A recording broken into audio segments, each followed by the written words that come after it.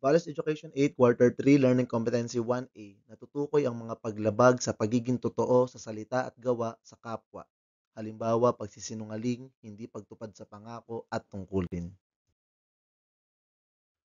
Ang kadalisayan sa salita at gawa ay tumutukoy sa kalinisan at katapatan. Mula sa dalisay na puso, lumalabas ang tapat na salita at gawa.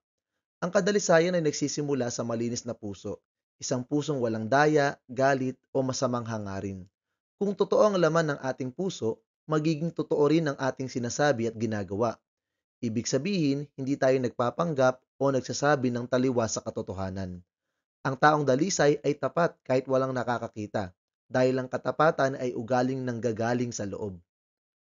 Ito ay pagiging totoo sa salita at gawa. Ang kadalisayan ay pagiging totoo sa sinasabi at ginagawa. Ang pagiging totoo ay nangangahulugang walang halong pagkukunwari o panlilinlang sa ating mga kilos at salita. Kung ano ang ating ipinapakita sa iba, iyon din ang totoo nating pagkatao. Hindi tayo nagsasalita para lamang magustuhan ng iba o maitago ang katotohanan. Ang taong totoo ay may tapang na ipahayag ang tama at aminin ang pagkakamali dahil naniniwala siyang ang katotohanan ang nagdudulot ng kapayapaan at respeto. Ito ay tumutukoy sa integridad.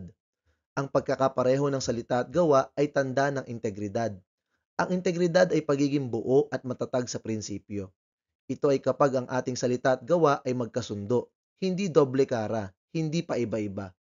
Kapag may integridad tayo, pinaninindigan natin ang tama kahit mahirap.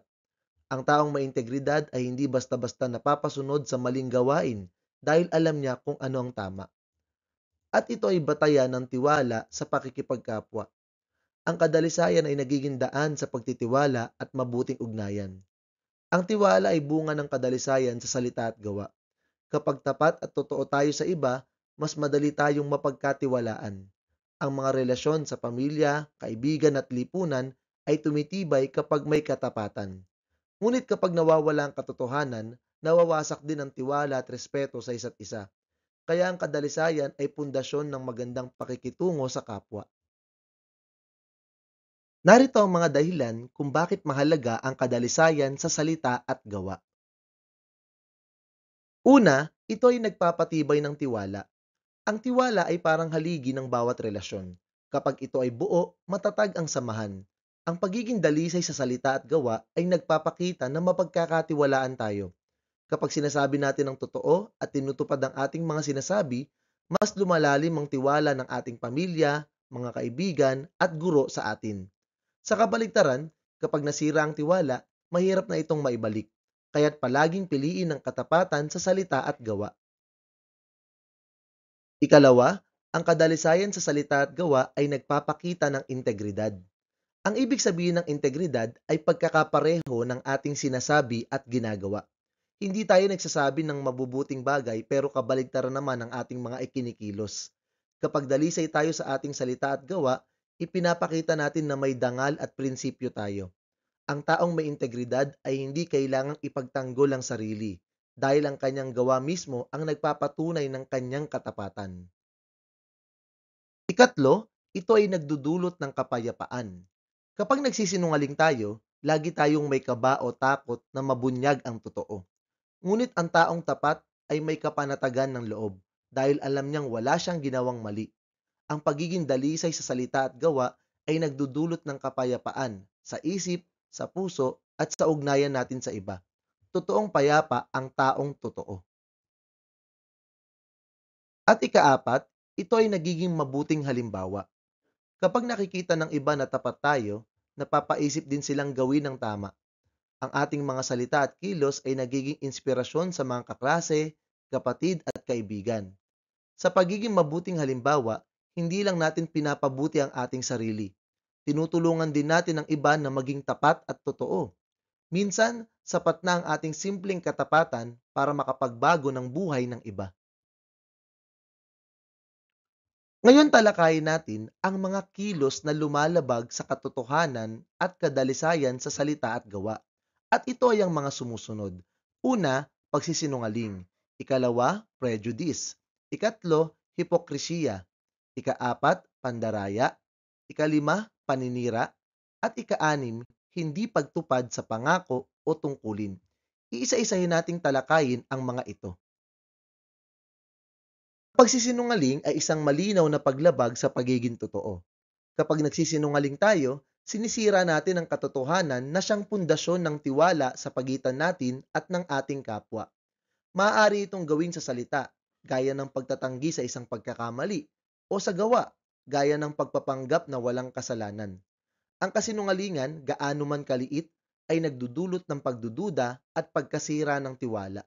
Halimbawa, kapag sinabi mong ginawa mo ang bahagi mo sa group project pero hindi naman totoo, niloloko mo ang grupo mo at pinapakita mong hindi ka maaasahan.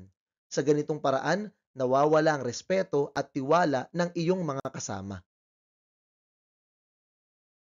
Ang prejudice ay isang kasinungalingan ng isip at puso. Ito ay kapag nagbibigay tayo ng hatol sa iba batay lamang sa itsura, katayuan, o narinig nating sabi-sabi. Sa ganitong kilos, nilalabag natin ang katotohanan tungkol sa pagkakapantay-pantay ng lahat ng tao. Ang taong mapanghusga ay hindi nakikita ang tunay na pagkatao ng iba dahil puno ng maling akala ang kanyang pananaw. Halimbawa, kapag tinawag mong tamad ang kamag-aral mo dahil hindi siya madaldal sa klase, nilalabag mo ang katotohanan tungkol sa kanya. Hindi mo nalalaman ang buong dahilan. Marahil siya ay nahihiya o may pinagdadaanan. Ang ganitong panghusga ay nakakasakit at nagpapakita ng kakulangan ng katapatan sa ating pakikitungo sa kapwa. Ang hipokrisya ay isang kasinungalingan na nakatago sa mabubuting salita o gawa. Ito ay kapag nagpapakita tayo ng kabutihan sa harap ng iba, ngunit iba ang tunay nating intensyon. Sa ganitong paraan, nililinlang natin hindi lamang ang ating kapwa, kundi pati ang ating sarili. Ang pagiging mapagpaimbabaw ay sumisira sa tiwala ng mga tao dahil hindi nila malaman kung alin ang totoo at alin ang palabas. Halimbawa, kapag nagpapakitang tumutulong ka sa kaklase pero ginagawa mo lang ito para mapuri ng guro, nilalabag mo ang katotohanan ng iyong layunin. Hindi ito tapat na kabutihan, kundi isang pagpapanggap lamang. Pandaraya ay paglabag sa katotohanan sa pamamagitan ng pandarambong o panlilinlang. Ito ay kapag ginagamit natin ang daya para makalamang kahit alam nating mali. Sa paggawa nito, ipinapakita natin na hindi natin iginagalang ang katapatan at pagsisikap ng iba. Ang taong nandadaya ay nagsasabing kaya niyang manalo o magtagumpay, pero ang totoo, hindi niya pinaghirapan ang kanyang nakamit. Halimbawa, kapag sumilip ka sa sagot ng kamag-aral mo sa exam, niloloko mo ang iyong guro at kaklase. Hindi mo lang sinisira ang tiwala nila sa iyo, kundi pati ang halaga ng iyong sariling pagsisikap. Ang paninira ay isang kasinungalingang sinasadya upang makasakit. Sa tuwing nagpapakala tayo ng tsismis o maling impormasyon, binabaluktot natin ang katotohanan tungkol sa ibang tao. Ang ganitong kilos ay sumisira sa reputasyon at dignidad ng ating kapwa. Bukod pa rito, ipinapakita nito na wala tayong respeto sa katotohanan at sa damdamin ng iba.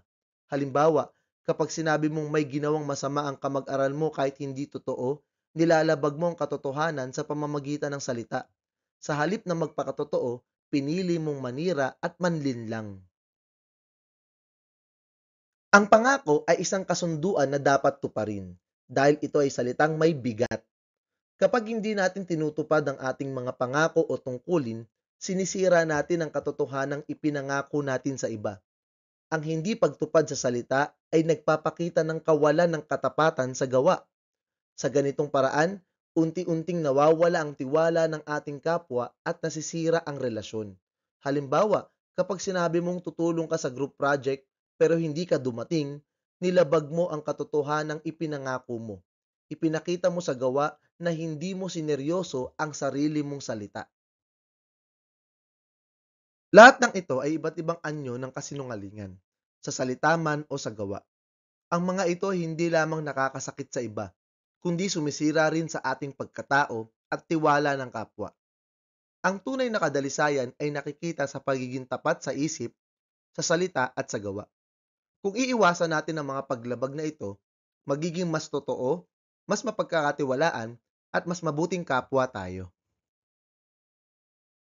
Minsan nasusubok ang ating katapatan sa mga simpleng bagay, tulad ng pagsasabi ng totoo sa magulang o pagtupad sa pangako sa kamag-aral.